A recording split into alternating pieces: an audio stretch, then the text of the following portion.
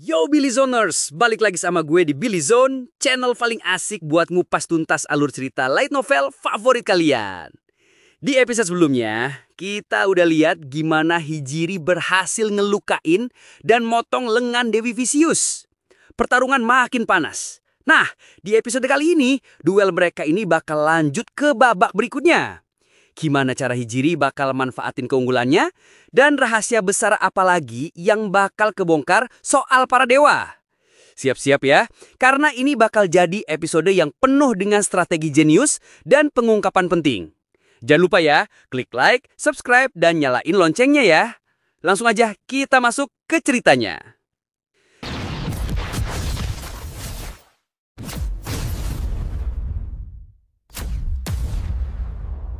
Jadi kita lanjut dari momen di mana Vicious udah kehilangan satu lengannya.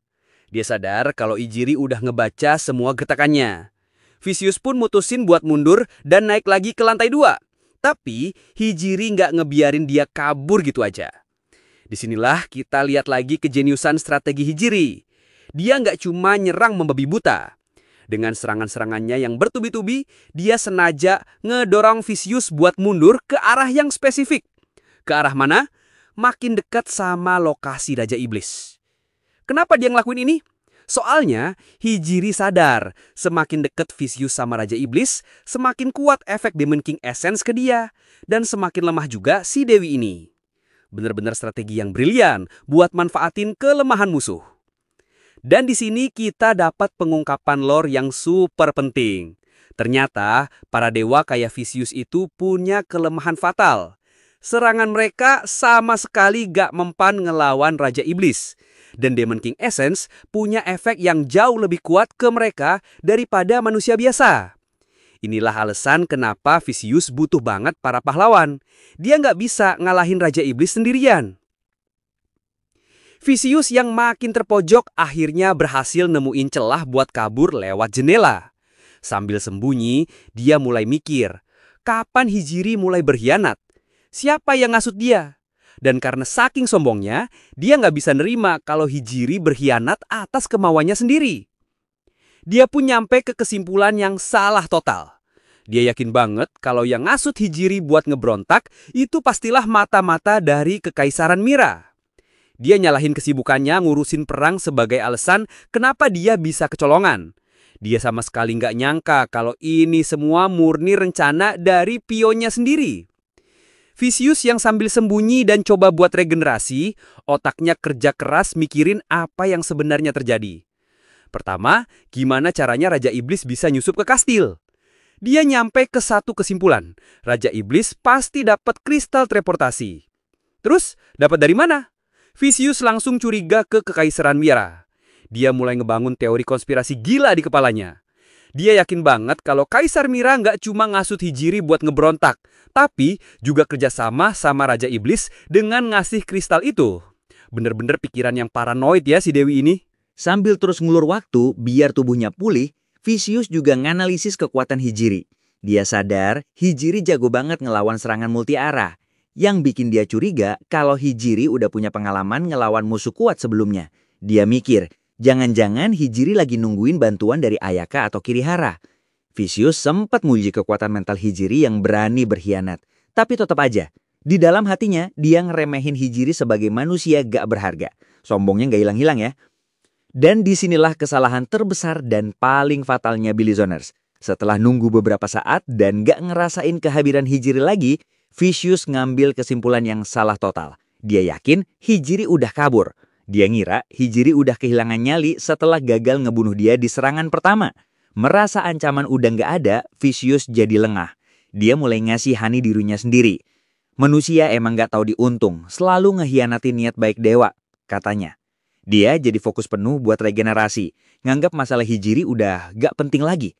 Gila, bener-bener Dewi yang super sombong ya. Dia pinter nganalisis, tapi kesombongannya bikin dia buta sama kenyataan. Dia sama sekali nggak kepikiran kalau Hijiri, si ahli strategi itu, lagi ngumpet dan nunggu saat yang tepat buat nyerang lagi.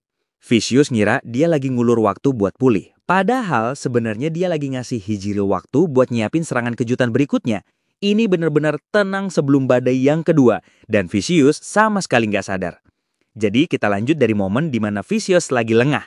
Tiba-tiba dia dengar suara pintu berderit. Dan di saat perhatiannya ke sana, Hijiri langsung nyerang dari arah lain. Ternyata Hijiri pakai skill anginnya buat ngebuka pintu dari jauh sebagai pengalih perhatian. Bener-bener taktik yang jenius. Pertarungan pun lanjut lagi. Hijiri terus-terusan nyerang dan dia sengaja ngedorong Vicious buat mundur ke arah Raja Iblis. Biar Vicious makin lemah. Vicious yang sadar rencananya kebaca jadi frustasi banget. Dia terus-terusan ngoceh dan ngegertak, tapi Hijiri nggak peduli. Duen sengit ini bener-bener didominasi sama Hijiri. Vicious yang makin terpojok terus mikir, kenapa Hijiri belum pakai Gungnir lagi? Apa dia nggak bisa?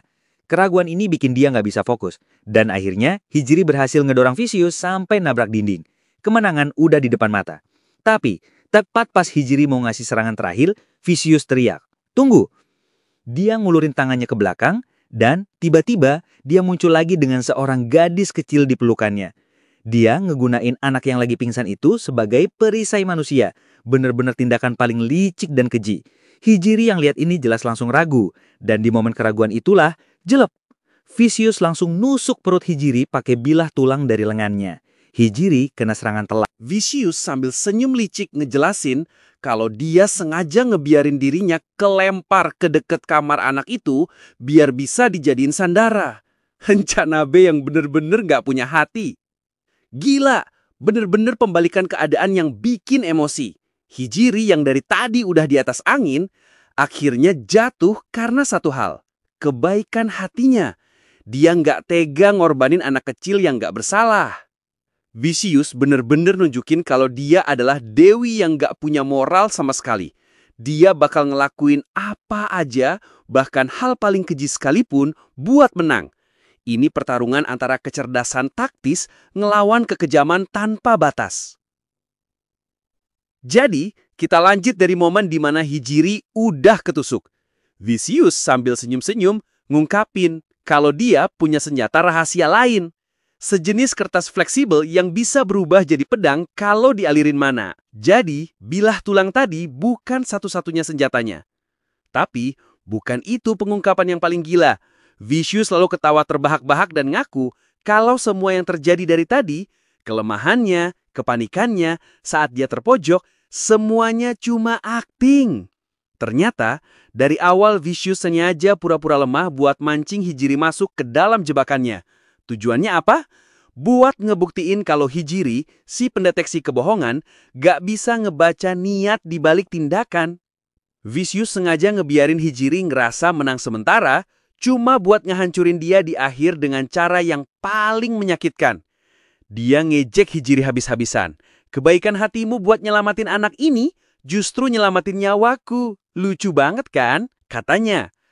Dia bener-bener nikmatin momen di mana dia berhasil ngehancurin rencana Hijiri pakai sisi kemanusiaan Hijiri sendiri. Tapi, ada yang aneh. Hijiri yang udah ketusuk dan rencananya gagal total, ekspresinya sama sekali nggak berubah. Dia nggak kelihatan panik, nggak kelihatan kesakitan, nggak kelihatan putus asa. Wajahnya tetap tenang kayak gak terjadi apa-apa. Reaksi ini malah bikin Vicious jadi bingung dan sedikit ngeri. Dia sadar kalau kekuatan mental Hijiri ini bener-bener di luar nalar.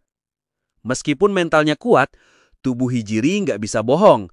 Dia mulai lemah karena lukanya dan akhirnya berlutut. Vicious yang ngerasa udah menang, ngebuang si anak kecil itu ke samping. Dia nunggu bentar, ngira Hijiri bakal ngeluarin Gungnir lagi sebagai serangan terakhir. Tapi serangan itu nggak pernah datang. Vicious pun nyimpulin satu hal penting. Skill Gungnirnya Hijiri pasti punya waktu cooldown yang lama banget. Mungkin cuma bisa dipakai sekali sehari. Dia berhasil ngorek info paling penting dari pertarungan ini. Tapi, tiba-tiba Hijiri ngeluarin Gungnir buat kedua kalinya. Vicious yang kaget berhasil nahan serangan itu. Ternyata serangannya nggak sekuat yang pertama. Kenapa? Soalnya Hijiri sengaja ngebelokin dan ngurangin kekuatan serangannya biar nggak kena si anak kecil yang dijadiin sandara. Bener-bener pahlawan sejati ya. Setelah nyerang, Hijiri langsung kabur. Vicious jelas langsung ngejar. Dia ngikutin jejak darah yang ditinggalin Hijiri. Jejak itu ngebawa dia ke dapur dan berhenti di depan sebuah lemari. Vicious yang ngerasa udah nemuin Hijiri langsung ngebuka lemari itu dengan paksa. Tapi isinya kosong. Ternyata ini jebakan lagi dari Hijiri. Dia sengaja ninggalin jejak darah palsu buat ngelur waktu. Sementara Vicious sibuk nyariin dia, Hijiri pakai waktu itu buat ngebakar lukanya sendiri biar pendarahannya berhenti. Gila, sakitnya kayak apa tuh? Sekarang Hijiri bisa kabur tanpa ninggalin jejak. Vicious yang sadar udah ketipu jadi makin kesel. Tapi dia nggak sebodoh itu. Dia mulai mikir kayak Hijiri. Kebanyakan orang pasti bakal lari ke arah Ayaka buat minta bantuan. Tapi Hijiri beda. Gimana kalau dia malah coba kabur dari kastil, pikirnya. Dan bener aja, Vicious gak ngejar membabi buta. Dia langsung lari ke satu-satunya jalan keluar dari kastil. Dan di sana, dia nemuin Hijiri yang lagi coba kabur. Hijiri berhasil dicegat. Disinilah kita tahu alasan kenapa Hijiri nggak lari ke arah Ayaka. Ternyata, dia sengaja nggak mau ngelibatin Ayaka dalam rencana pemberontakannya ini. Dia sengaja ngejaga Ayaka biar nggak tahu apa-apa. Kalaupun dia gagal dan mati, dia nggak mau Ayaka ikut kena masalah. Bener-bener pengorbanan seorang sahabat sejati. Gila, bener-bener pertarungan adu pintar yang luar biasa. Dua-duanya sama-sama jenius, saling nipu satu sama lain. Tapi akhirnya, Vicious berhasil selangkah lebih maju dan ngejebak Hijiri. Kita juga jadi tahu betapa mulianya hati Hijiri. Di balik semua rencana liciknya, tujuan utamanya adalah buat ngelindungin teman-temannya, terutama Ayaka. Dia rela nanggung semua resikonya sendirian. Sekarang Hijiri benar-benar udah terpojok. Dia udah luka parah, rencananya gagal, dan dia berhadapan langsung sama Vicious yang udah hampir pulih. Apakah ini benar-benar akhir dari perjalanan Takao Hijiri? Jadi, kita lanjut dari momen di mana Hijiri udah terpojok. Vicious dengan sombongnya mulai ngejek Hijiri habis-habisan. Dia ngerendahin manusia sebagai makhluk bodoh, keras kepala, dan gampang ditipu. Kalian gak pernah belajar dari sejarah, katanya. Dia benar-benar nikmatin momen kemenangannya. Tapi Hijiri gak diem aja. Meskipun udah luka parah, dia ngeladenin debat Vicious. Dia bilang, manusia emang gak sempurna, tapi kami juga punya kebaikan. Justru kamu, Dewi, yang sengaja nutup mata dari kebaikan itu. Dia bahkan nyindir Vicious, bilang kalau dewa juga bisa sama bodohnya kayak manusia. Bener-bener berani banget sih Hijiri ini. Setelah debat panas itu, Hijiri ngelakuin sesuatu yang aneh. Dia ngeluarin skill Blizzard Wind dan ngancurin es, bikin debu-debu es beterbangan. Vicious yang lihat ini langsung ketawa. Hah, mau ngehalangin pandanganku lagi? Trik murahan, pikirnya. Dia ngeremehin serangan ini. Tapi itu semua cuma pengalih perhatian. Ternyata tujuan Hijiri ngelakuin debat dan ngeluarin serangan es itu cuma satu, ngulur waktu. Dan ledakan es itu bukan buat ngehalangin pandangan, tapi buat nutupin suara. Suara apa? Suara dari Takao Itsuki yang tiba-tiba muncul di belakang Vicious dengan kecepatan super. Dia udah pakai skill Unlock One buat nyusul kakaknya diam-diam. Vicious yang fokus sama Hijiri sama sekali nggak sadar kalau bahaya maut udah ada di belakangnya. Seluruh rencana pelarian Hijiri tadi ternyata cuma umpan buat mancing Vicious ke lokasi penyergapan ini. Dan sekarang saatnya buat serangan pamungkas. Itsuki yang udah siap di posisi sempurna ngucapin dua kata terakhir. Kunci akhir, final key. Gila, bener-bener jebakan di dalam jebakan yang gak ada abisnya. Hijiri bener-bener manipulator sejati. Dia berhasil nipu Vicious sampai akhir. Dia manfaatin kesombongan Vicious buat ngegiring dia ke dalam perangkap yang udah disiapin bareng adiknya. Kita semua ngira Hijiri udah kalah padahal dari awal dia udah nyiapin rencana pamungkas ini. Dia sengaja mancing Vicious buat debat biar dapet waktu buat Itsuki datang. Bener-bener kerjasama tim yang sempurna dari Takao Sisters. Sekarang Vicious udah kena serangan kejutan dari Itsuki. Apa itu final key? Seberapa kuat serangan itu? Apakah ini bakal jadi akhir dari riwayat Dewi Vicious? Tulis semua teori kalian di bawah ini.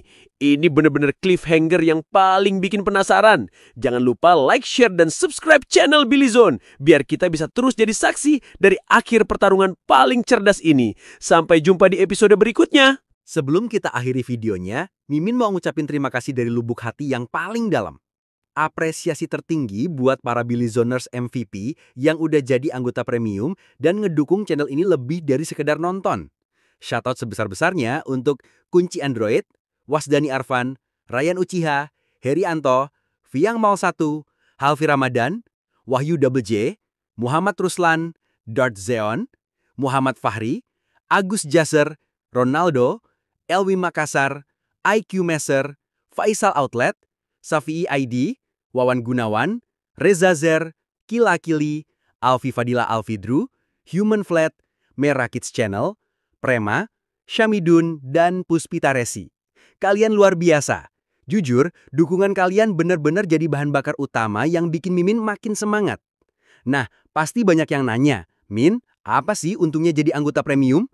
Jawabannya simpel guys. Jadi yang pertama tahu, kalian bakal dapat akses awal ke semua video pembahasan Hazurewaku terbaru.